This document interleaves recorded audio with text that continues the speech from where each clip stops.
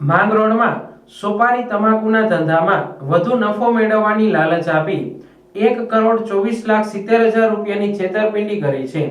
માંગરોળ વિસ્તારમાં બહુ જ ચર્ચિત સોપારી કાંડમાં આખરે પોલીસ ફરિયાદ થઈ છે। છેલ્લા 4 માસથી માંગરોળ વિસ્તારમાં ચર્ચામાં ચડેલ સોપારી કાંડ આખરે બહાર આવ્યો છે। ઉલટા ચોર કોટવાલ કો ડાંટે જેવી સ્થિતિ સર્જાઈ છે। આરોપી પુત્રએ છેતરપિંડી કરી પિતાએ રૂપિયા પરત નહીં માંગવાની ધમકી આપી માર માર્યો હતો।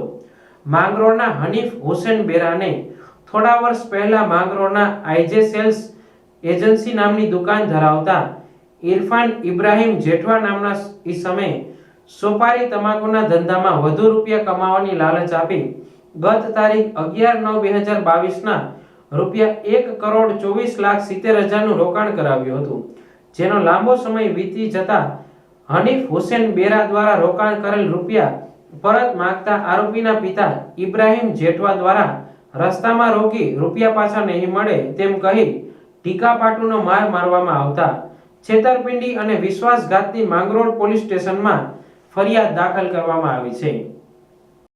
માંગરોળ પોલીસ સ્ટેશન ખાતે એક બનાવ જાહેર થયેલ છે।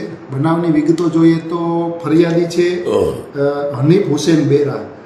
ફરિયાદી સાથે જે આરોપીઓ છે એમણે ફરિયાદીને આઈજે સેલ્સ એજન્સી નામની જે તમાકુ સોપારીનો ધંધો કરતી એજન્સી છે તેમાં નફો આપવાની લાલચ આપી અને ફરિયાદી પાસેથી રોકાણ પેટે કુલ 1,24,70,000 રૂપિયા અલગ અલગ સમયગાળામાં રોકાણ કરાવેલ હતા।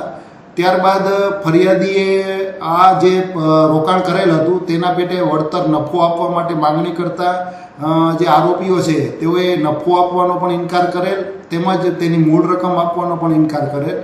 આ બનાવને ધ્યાને લઈ અને માંગરોળ પોલીસ સ્ટેશન ખાતે બનાવની વિગતે આઈપીસી 406, 420, 506(2), 323, 294(b) મુજબ ગુનો દાખલ કરેલ છે। આ ગુનાની તપાસ હાલ પીઆઈ શ્રી એસ.કે. દેસાઈ કરી રહેલ છે। વધુ વિગતો તપાસ દરમિયાન મળવા પામશે તે આપને રજૂ કરવામાં આવશે।